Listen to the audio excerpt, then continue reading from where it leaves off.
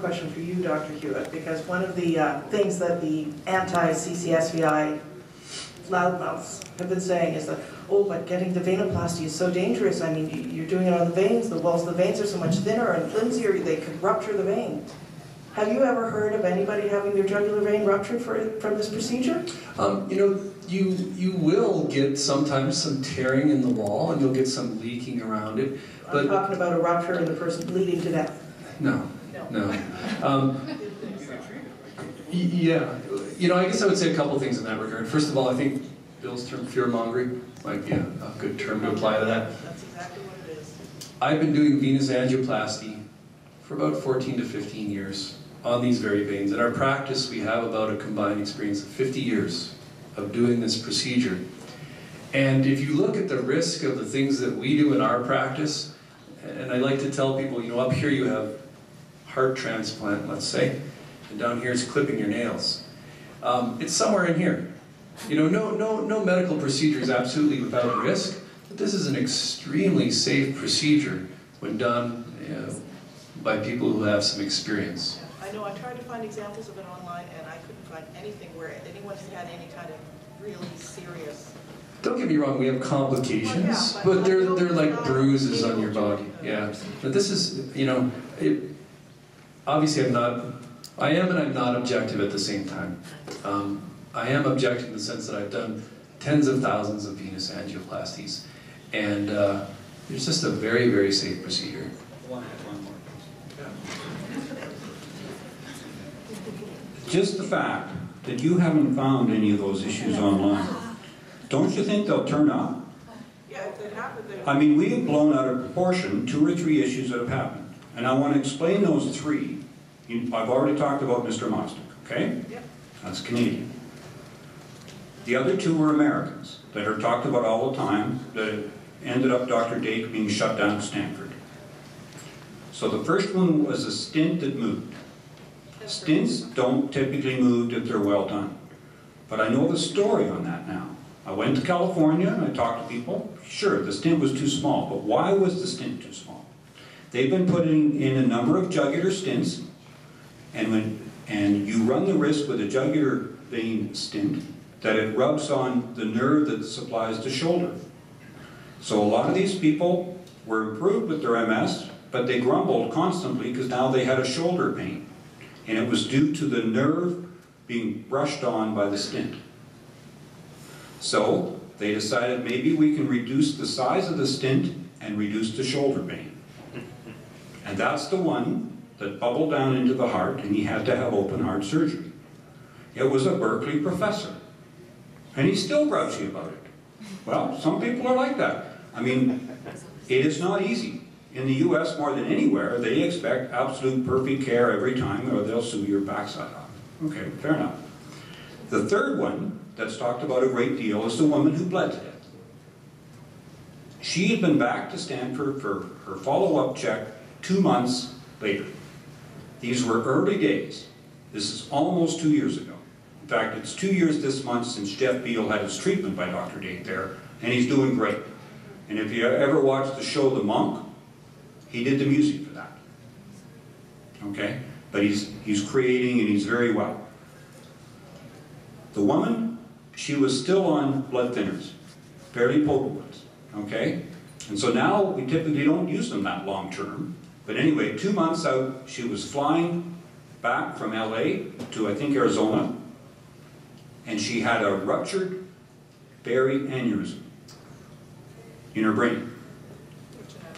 Almost all of us die when we get that anyway, even if we're on the doorstep to the operating room.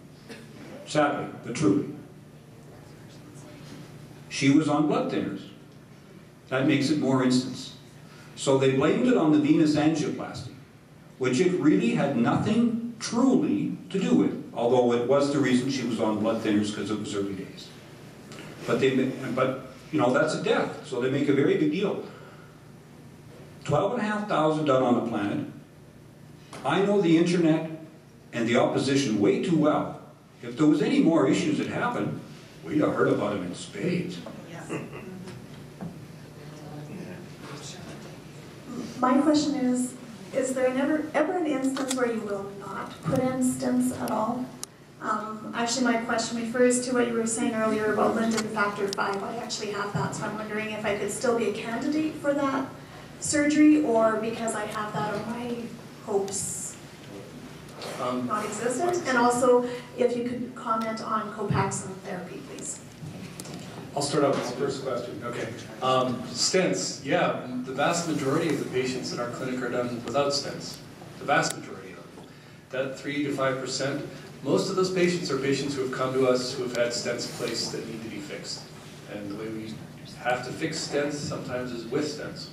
So, yeah, most of everybody who comes doesn't need a stent.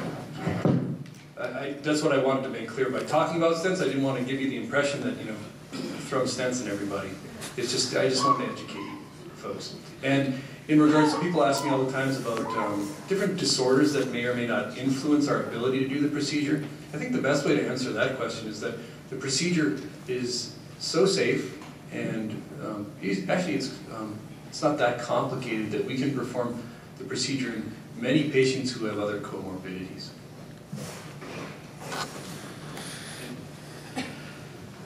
So Copaxone therapy. My sister was on Copaxone 8 years, started in Calgary. Calgary is the town of Copaxone, all across Canada. It's the favorite. I don't know what it is in Edmonton. It's probably everything. On the West Coast, it was beta-seron, because they did the studies on beta-seron. It depends where you are and the energy, enthusiasm of the neurologist and which ones are in the study. I mean, it's tough for those folks, because they're going to lose their gravy train of research funding. They're going to have to apply for a real grant now. There's the thought.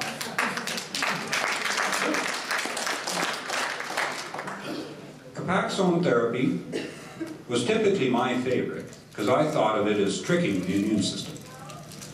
But now I'm a little screwed up, because I'm changing my book as I revise it, and I'm taking out all the words with autoimmune and MS in them. Because this is a circulation problem. The data on Copaxone is no better than the interferons. It doesn't add the issue of blood-brain barrier enhancement. I don't think it does. It works on a different mechanism. We're still uncertain how it works. I think it's got at least as much behind it as the others, but my sister was having huge skin reactions with it. She was starting to take antihistamines a couple hours before she could do it, because she'd get huge red swelling and so on. But this is a personal journey, and we each must make our own decision on it. I mean, I went into my Dr. Don Patey, a very brilliant neurologist, and asked him, because my sister said, get on this. You should be on this. And he said, no, you're doing too well. Don't be on it. Fine. But if it seems to have been working extremely well for you, it's not exclusive to doing, it's got nothing to do with having your veins treated. So, take it from there, which piece. But if it becomes an issue, you have to decide whether you can afford to continue to take Copaxone versus spending the money on a procedure. Then I'd spend the money on a procedure, personally. Okay? So, it's 6 of one, half a dozen of the other. Maybe you're blessed and you've got full coverage for it. Well, more power, as few of us do. It's uncanny. I can't get people a dime for any kind of healthy supplement.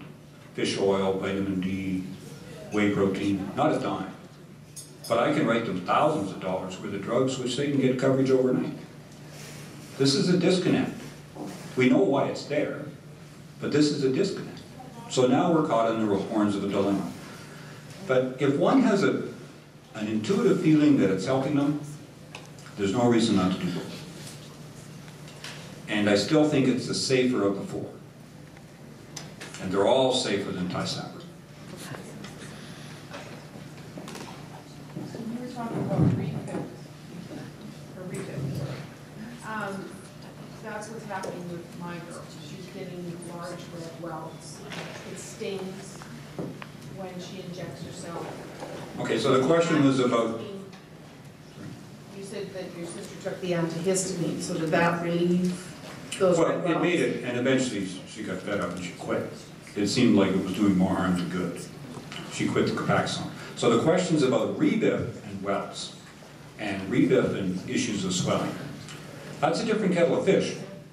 It's not as much a foreign protein with the interferons. If you're reacting to the interferons, you have probably developed antibodies to them. And if you have developed antibodies to them, they're not working anymore. So stop them. And an intelligent neurologist would be measuring your antibodies if you're getting those symptoms.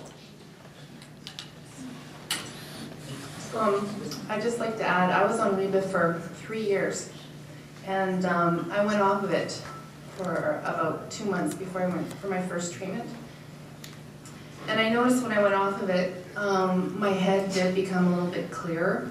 It's still bad, but my energy levels went up more, and I was more active, and I found that the Reba started to bring me down much more over the 3 years. I thought it was a disease that was making me probably worse, but I think actually it was the Reba that was making me I mean, the interferons have soft side effects. They create mood problems. I've talked to way too many people who feel like crap the day after they take it. They have almost a decent day, and they have to take it again.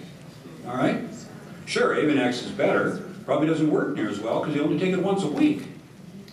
You know, if they don't work, then it doesn't matter. You know, so you've got to go with, but, you know, I've lost 3 friends from suicide in MS, okay?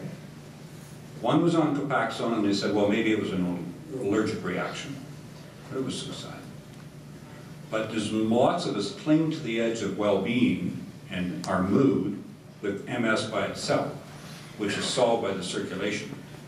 But a side effect of these drugs is major mood lowering. It's a tough road to walk. And would I be on one today knowing what I know now with the 10-year data and then add an antidepressant?